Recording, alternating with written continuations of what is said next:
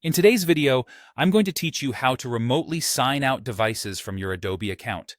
This can be incredibly handy if you've logged into your account on a shared or public computer and forgot to log out, or if you need to manage your device activations to free up space for new devices. Let's dive right in and go through each step of the process together.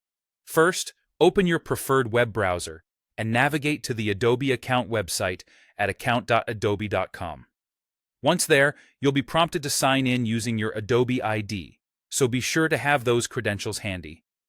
Enter your email and password associated with your Adobe account to get started. If you've forgotten your password, don't worry.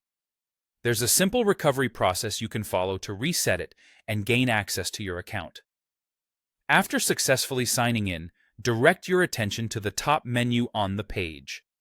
You're looking for the option that says Plans and Payment, or alternatively, Plans and Products, depending on what version you see. Go ahead and click on that option. This section will give you key information about your current plan, including any active subscriptions and payment details. Once you're in the Plans and Products section, you'll want to find the specific area for managing your plan. Look for and select the option labeled Manage Plan.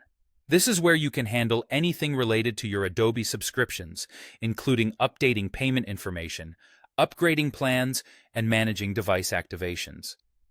Now, you should see a section dedicated to activated devices on the Manage Plan page.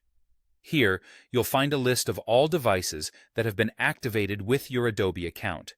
It's an excellent way to keep track of where your account is currently in use. To remotely sign out from a device, simply click on the X or Deactivate button located next to the device listed. This action will immediately sign out that particular device from your account. Keep in mind that if you regularly use your account on that device, you will need to re-enter your credentials when you want to use it again. In some cases, you might not see the Activated Devices section. This could be due to the region you're in or possibly the specific plan associated with your account. If this list is missing on your page, don't worry. It's advisable to reach out to Adobe support for further assistance. They're the best resource for resolving issues like these and can guide you on the next steps tailored to your situation.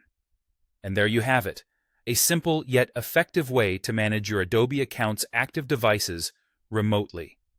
Keeping your account secure and organized has never been easier.